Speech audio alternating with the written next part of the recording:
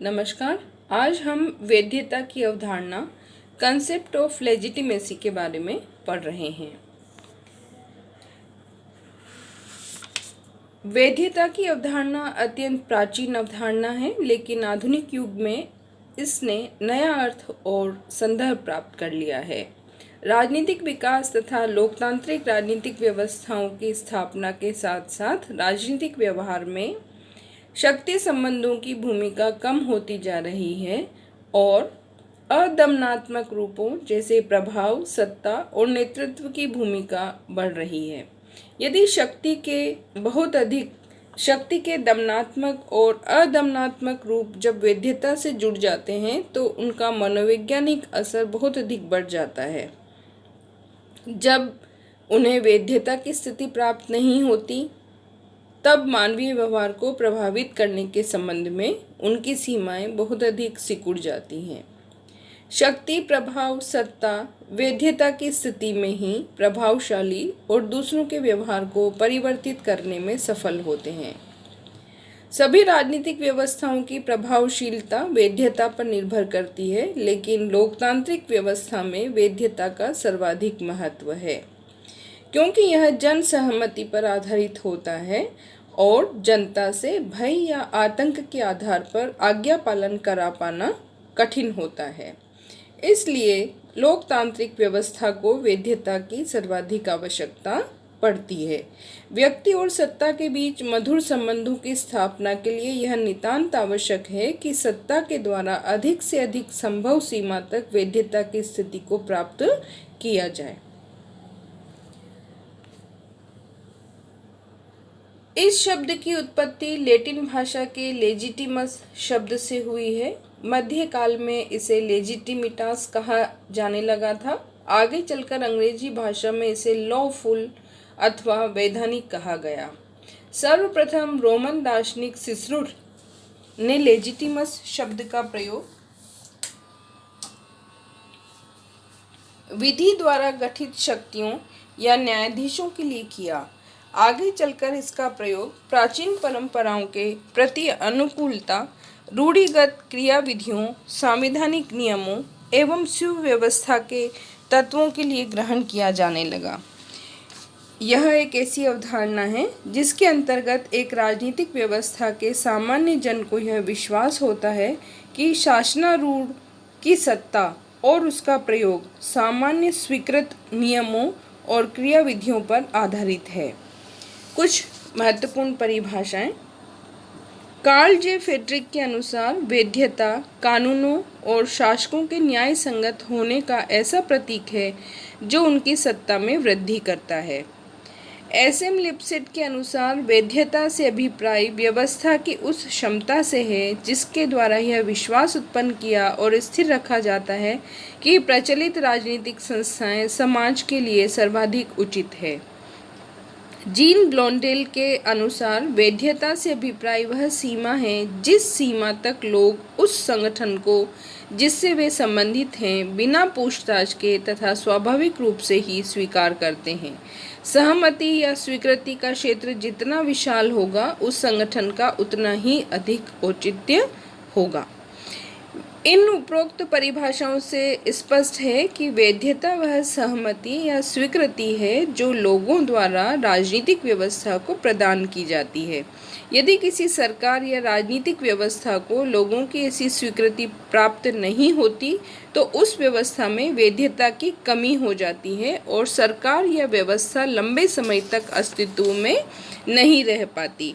सहमति का विचार औचित्यपूर्ण या वैध शासन का सार है। शक्ति के प्रयोग से या शक्ति का प्रयोग करने की धमकी से प्राप्त की गई लोगों की स्वीकृति किसी राजनीतिक व्यवस्था या सरकार को वैधता प्रदान नहीं कर सकती। दूसरे शब्दों में यदि कहें तो लोगों की यह स्वीकृति या सहमति उनके इस विश्वास पर आधारित होनी चाहिए कि राजनीतिक व्यवस्था अन्य व्यवस्थाओं की अपेक्षा अधिक उचित एवं समीचीन है। यह राजनीतिक व्यवस्था लोगों के मानसिक मूल्यों के अनुरूप है और उस राजनीतिक व्यवस्था द्वारा लोगों की बुनियादी आवश्यकताएं वैध रूप से पूरी की जाती हैं। यदि डर, दबाव या लालसा के कारण लोग राजनीतिक व्यवस्था या सरकार के प्रति सहमति व्यक्त करते हैं, तो हम ये नहीं कह सकते कि उस व्यवस्था को वैधता प्राप्त है। यह सभी राजनीतिक व्यवस्थाओं के लिए अपरिहार्य है। यह एक मनोवैज्ञानिक तत्व है जो शासक एवं शासित के मध्य एक मूल्य प्रधान विश्वास या सहमति के रूप में प्रकट होता है। वैधता का तत्व राज्य की शक्ति को सत्ता में बदलता है। वैधता ही किसी राजनीतिक व्यवस्था को न्याय संगत बनाती है और उसे स्थायित्व भी प्रदान करती है। वैधता की अवधारणा आधुनिक राजनीतिक सिद्धांत की कोई नवीन और मौलिक खोज नहीं है। इसके बीज हमें प्राचीन राजनीतिक चिंतकों के विचारों में स्पष्ट परिलक्षित होते हैं। यूनानी राजनीतिक चिंतन में प्लेटो के द्वारा न्याय के विचार के अंतर्गत वैधता की अवधारणा का समावेश किया गया है। प्लेटो का न्याय नैतिकता का सिद्धांत है, जिसकी नींव पर आदर्श राज्य का भवन खड़ा किया गया है। अरस्तु ने जिस कानून के शासन की आवश्यकता प्रतिपादित की, उसका आधार कानून की सर्वोच्चता का सिद्धांत था। अरस्तु शासन की वैधता को निर्धारित करने के लिए इस मत का प्रतिपादन करता है कि श्रेष्ठ राज्य में अंतिम प्रभु कानून को होना चाहिए, किसी व्यक्ति को नहीं, चाहे वह व्यक्ति कितना ही महान और बुद्धिमान क्यों न हो। अरस्तु ने अपने कानून के शासन से संबंधित सिद्धांत में यह भी बताया कि राज्य का औचित्य व्यक्ति इसलिए स्वीकार करता है कि उसमें कानून का शासन है, और कानून के शासन का महत्व इस बात में है कि वह व्यक्ति में सकारात्मक प्रवृत्तियों अर्थात सद्गुणों का विकास करता है और नकारात्मक प्रवृत्तियों का निष्कासन करता है, उन्हें दूर करता है। रोमन विचारक सिसरो ने वैधता की अवधारणा के विकास में बहुत अधिक महत्वपूर्ण योगदान दिया, जबकि वह कहता है कि श्रेष्ठ गणतंत्र कानून के बंधन से बंधा है, जबकि निकृष्ट राज्य में कानून का अभाव होता है। तो शासन की वैधता की आवश्यकता को ही सिसरो ने प्रतिपादित किया है। एक स्थान पर वह लिखते हैं कि कानून के अंतर्गत एक समाज होने के अतिरिक्त एक राजनीतिक समाज अन्य कुछ नहीं है। मध्य युग में एक विनाश के विचारों में वैधता की अवधारणा के दर्शन होते हैं। उनकी मान्यता थी कि शासक को असीमित रूप से शासनाधिकार प्राप्त नहीं है, यह उसे सशर्त उपलब्ध होता है।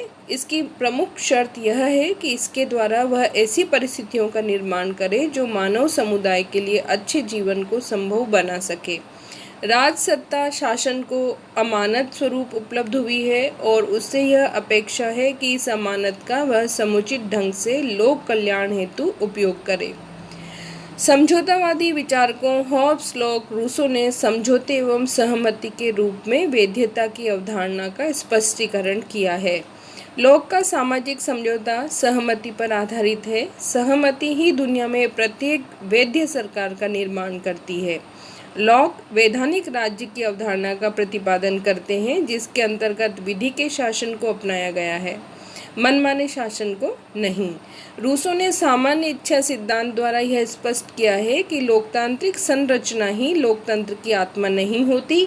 नैतिकता, न्याय और सद्गुण के अभाव में लोकतांत्रिक संस्थाएं महत्वहीन हैं। रूसो के चिंतन का सार था कि प्रभु सत्ता जनता की सामान्य इच्छा में निहित है। सरकार सर्वोच्च सत्ता रखने वाली जनता की सेवक मात्र है। जनवाणी देववाणी है। शासन का आधार जनता की सहमति है।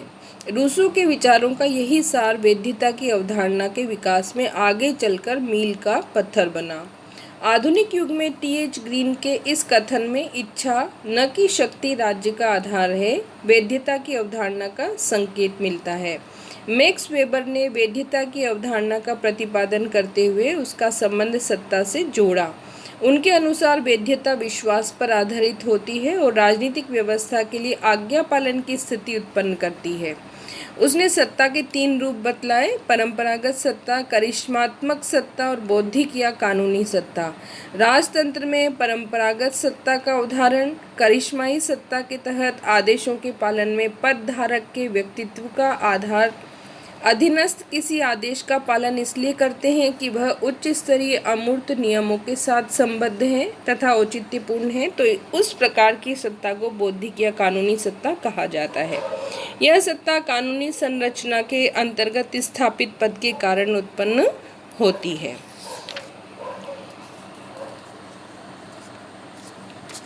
वैधता की अवधारणा की विशेषताएं, साइलेंट फीचर्स। वैधता कोई भौतिक वस्तु नहीं है जिसके निर्धारक तत्व या निर्माणकारी तत्व बतलाए जा सके। यह तो एक अवधारणा है, राजनीतिक जीवन की एक स्थिति है जिसकी अपनी कुछ विशेषताएं हैं। वैधता की अवधारणा की विशेषताओं का स्तर और प्रभाव विश्व के समस्त देशों में एक जैसा नहीं हो सकता। ये विशेषताएं संबंधित देश के लोगों के मानसिक स्तर, राजनीतिक मूल्य, विश्वास, आदतों तथा राजनीतिक चेतना की मात्रा पर निर्भर करती हैं। कुछ विशेषताएं इस तरह: विशाल जन समुदाय की सहमति पर आधारित होना। वैधता विशेष वर्ग के व्यक्तियों की सहमति पर आधारित न होकर विशाल जन समुदाय की सहमति पर आधारित अवधारणा है। कई बार निर्वाचनों के माध्यम से विशाल जन समुदाय की सहमति की अभिव्यक्ति होती है। शक्ति को सत्ता में परिवर्तित करने वाली अवधारणा। सत्ता का मुख्य आधार वैधता है। वैधता से आच्छादित शक्ति ही सत्ता कहलाती है। किसी भी शक्ति को सत्ता की स्थिति तब प्राप्त होती है जबकि उसने आम जनता की दृष्टि में वैधता को प्राप्त कर लिया हो। शक्ति या सत्ता में जब तक सहमति का आधार नहीं होता उसे वैध नहीं माना जा सकता। वैधता लोगों के मूल्यों और विश्वासों पर आधारित अवधारणा है। किसी राजनीतिक व्यवस्था की वैधता इस बात पर निर्भर करती है कि वहाँ के लोग अपने मूल्यों और विश्वासों के आधार पर उस व्यवस्था को किस सीमा तक वैध मानते हैं। कुछ व्यक्तियों ने अपने संकुचित हितों को सामने रखकर रक्त क्रांति या अन्य किसी अवैधानिक साधनों द्वारा शासन शक्ति को अपने हाथ में ले लिया है, तो ऐसे व्यक्तियों की शक्ति को लोगों की स्वाभाविक सहमति प्राप्त नहीं हो सकती। राजनीतिक शक्ति का आधार सार्वजनिक कल्याण। राजनीतिक शक्ति के धारकों के बारे में जनता की यह भावना है कि इस शक्ति को उनके भले के लिए प्रयुक्त किया जाता है। उसमें जनता की आस्था है, इसकी वैधता की कसौटी है। राजनीतिक व्यवस्था में नेताओं का यह प्रयास रहता है कि समाज में विद्यमान विभिन्न संघर्षों के समाधान के लिए सरकारी शक्ति का प्रयोग किए जाने पर उसका आधार यथासंभव हिंसा, दमन अथवा दंड का बही न होकर यह विश्वास हो कि जब सब जनता के हित के लिए यह आवश्यक ही नहीं अनिवार्य है। अतः शासकों में जनता का सहज विश्वास ही राजनीतिक व्यवस्था को औचित्यता प्रदान करता है। इस प्रकार वैधता की अवधारणा मुख्यतया जन सहमति पर आधारित अवधारणा है और वैधता वह गुण है जो शक्ति को सत्ता में परिवर्तित करता है। किसी राजनीतिक व्यवस्था की वैधता इस बात पर निर्भर करती है कि उसकी कार्यप्रणाली और स्वरूप संबद्ध लोगों के मूल्यों, विश्वासों के अनुकूल है या प्रतिकूल। Crisis of legitimacy. आधुनिक युग में वैधता के संकट की बात कही जाती है। वस्तुतः वैधता का संकट परिवर्तन का संकट ही है।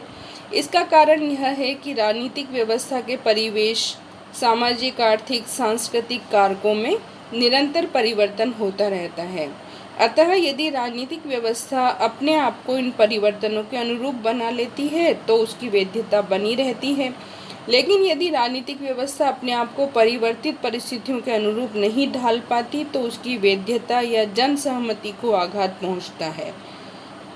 इसी प्रकार सत्तारूढ़ लोगों के उद्देश्य भी परिवर्तित होते रहते हैं। जब सत्तारूढ़ वर्ग व्यापक सार्वजनिक हितों की साधना के मार्ग को छोड़कर संकुचित न्यस्त साधनों की स्वार्थों की साधना में लग जाता है, तब भी निश्चित रूप से राजनीतिक व्यवस्था की वैधता को आघात पहुंचता है। जो स्थितियां राजनीतिक व्यवस्था की वैधता के लिए संकट का कारक बनती है उनमें से कुछ इस तरह है। नवीन विचार, मूल्य और विश्वास। राजनीतिक विचार, मूल्य और आस्थाएं स्थिर नहीं होती। समय की गति के साथ नए विचार, मूल्य और विश्वास उत्पन्न होते हैं।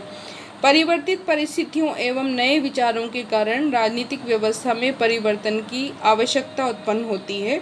यदि राजनीतिक व्यवस्था अपने आप को इन नए परिवर्तनों के अनुकूल बना लेती है तब तो उसकी वैधता बनी रहती है, लेकिन जो राजनीतिक व्यवस्थाएं समय की मांग के अनुरूप अपने आप को ढाल नहीं पाती, उनके लिए वैधता का संकट खड़ा हो जाता है। जैसे राजतंत्रात्मक व्यवस्था कालांतर में लोकतांत्रिक विचारों का जब उदय हुआ तो राजतंत्रात्मक व्यवस्था के लिए संकट उत्पन्न हुआ।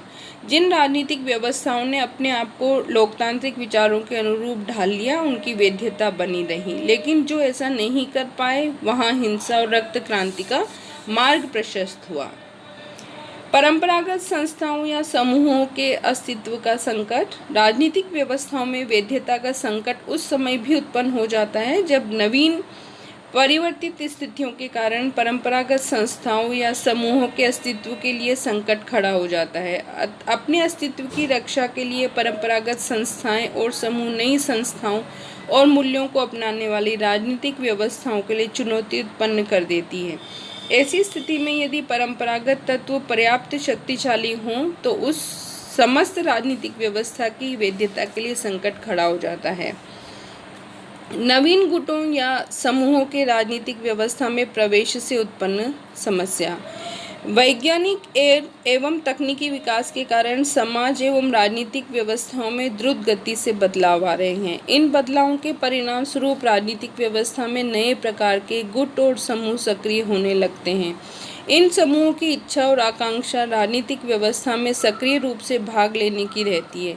यदि वे ऐसा कर पाते हैं और राजनीतिक व्यवस्था से जुड़ा हुआ पुराना वर्ग कोई बाधा खड़ी नहीं करता, तब तो इन नए वर्गों एवं समूहों के प्रवेश से राजनीतिक व्यवस्था की वैधता में वृद्धि होती है, अन्यथा राजनीतिक व्यवस्था की वैधता को आघात पहुंच सकता है।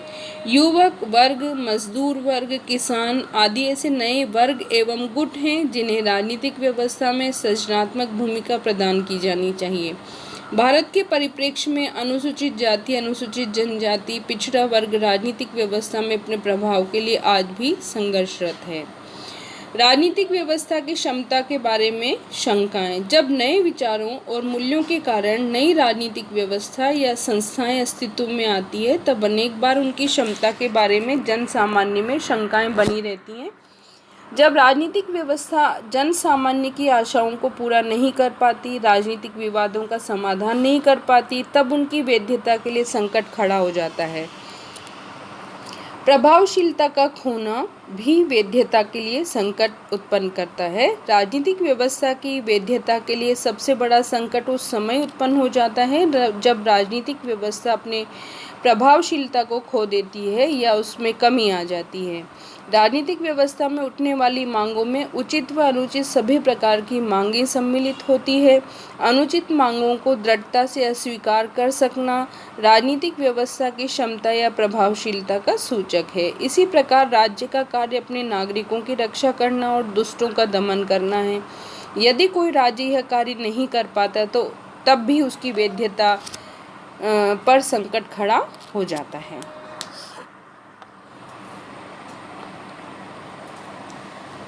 मीन्स ऑफ लेजिटिमेसी या वैधता अर्जित करने के उपाय। राजनीतिक व्यवस्था के लिए वैधता प्राप्त करने का कोई निश्चित और सरल फार्मूला तो नहीं बतलाया जा सकता, लेकिन कुछ ऐसे उपाय अवश्य हैं जिन्हें अपनाने पर राजनीतिक व्यवस्था के लिए वैधता को अर्जित किया जा सकता है। जैसे परिवर्तित परिस्थितियों और विचारों के अनुरूप ढलना। किसी भी राजनीतिक व्यवस्था के लिए वैधता की स्थिति तभी बनी रह सकती है जबकि वह सामाजिक, आर्थिक, राजनीतिक क्षेत्र की बदलती हुई परिस्थितियों के अनुरूप अपने आप को ढालने में सफल रहे। यदि किसी राजनीतिक व्यवस्था में बदलती हुई परिस्थितियों के अनुरूप अपने को ढालने की क्षमता नहीं है तो उस व्यवस्था के समक्ष वैधता के खतरे उत्पन्न होते हैं। एन.जे. समेवर ने लिखा है, राजनीतिक तनाव से बचने के लिए सर्वाधिक बढ़िया ढंग यह है कि राजनीतिक संस्थाओं में परंपरागत वैधता को स्थिर रखने के साथ साथ राजनीतिक ढांचे में प्रारंभिक परिवर्तन कर दिए जाएं। दूसरा उपाय है परंपराओं और राजनीतिक विरासत की रक्षा। प्रत्येक देश या राजनीतिक व्यवस्था में स्थापित कुछ स्थापित परंपराएं और विरासत होती है, उस देश के जनजीवन का अनिवार्य अंग बन जाती हैं। अतः राजनीतिक व्यवस्था से संबद्ध नेतृत्व के लिए उचित मार्ग यही है कि वे इस विरासत को विखंडित न करें और अपनी भूमिका को स्थापित परंपराओं के अनुरूप ढालने का प्रयत्न करें। संवैधानिक व्यवस्था की रक्षा से भी वैधता को बनाए रखा जा सकता है। राजनीतिक व्यवस्था को भी प्रभावशील बनाए रखना वैधता को बनाए रखने के लिए बहुत अधिक आवश्यक है। यह तभी बना रहेगा जबकि नागरिकों के जीवन, संपत्ति, हितों की रक्षा में निरंतर वृद्धि होती रहेगी और जनता यह अनुभव करती रहेगी कि राजनीतिक व्यवस्था उसके हितों की रक्षा एवं वृद्धि के लिए कृत संकल्प है। सशस्त्र सेना को राजनीतिक निर्णय प्रक्रिया से दूर रखकर भी वैधता को बनाए रखा जा सकता है और लोकतांत्रिक राजनीतिक व्यवस्थाओं के लिए तो यह नितांत आवश्यक है कि जनता के प्रतिनिधि सत्ता के सर्वोच्च शिखर पर हों और सैनिक सत्ता नागरिक सत्ता के अधीन रहें। यदि सशस्त्र सेनाओं को राजनीतिक निर्णय प्रक्रिया से दूर नहीं रखा जाए तो राजनीतिक व्यवस्था की वैधता के लिए संकट उपस्थित हो जाता है। विचार विमर्श और सहमति के आधार पर जब निर्णय किए जाते हैं किसी भी राजनीतिक व्यवस्था में तो उसकी वैधता बनी रहती है, उस पर कोई संकट नहीं होता। इसके लिए यह आवश्यक है कि निर्णय प्रक्रिया में सारे जन समाज की सहभागिता हो। निर्णय लेने में राजनीतिक व्यवस्था के सभी नागरिकों का प्रत्यक्ष अप्रत्यक्ष सम्मिलन आवश्यक है और इसके लिए आवश्यक है कि नियतकालिक चुनाव और वयस्क मताधिकार सभी को दिया जाए। बहुमतता। वैसे तो वैधता अर्जित करने के लिए समस्त जनता की सहमति से लिया गया निर्णय आदर्श तरीका है, पर व्यवहार में सब निर्णयों पर सहमति असंभव नहीं है तो भी दुष्कर अवश्य है। इसलिए सबकी सहमति के अभाव में निर्णय बहुमत के आधार पर लिए जाते हैं। इस प्रकार बहुमत के आधार पर लिए गए निर्णय वैध निर्णय माने जाते हैं क्योंकि इन निर्णयों में अधिकांश लोगों की सहमति सम्मिलित रहती है। यही कारण है कि लोकतांत्रिक व्यवस्थाओं में चुनाव परिणामों में विधानमंडलों या मंत्री परिषद तक में निर्णय बहुमत के आधार पर लिए जाते हैं। निष्कर्ष रूप में वैधता राजनीतिक व्यवस्था में जीवन का संचार करती है। किसी भी राजनीतिक व्यवस्था की वैधता तब तक बनी रहती है जब तक वह जनता की आकांक्षाओं की पूर्ति करती है। वैधता के अभाव में किसी भी शासन में जन साधारण का अविश्वास प्रकट होगा तथा मौजूदा शासन को पलटने के लिए क्रांति होती रहेगी। नेक्स्ट वीडियो में फिर मिलते हैं, तब तक के लिए आप स्वस्थ रहिए, मस्त रहिए।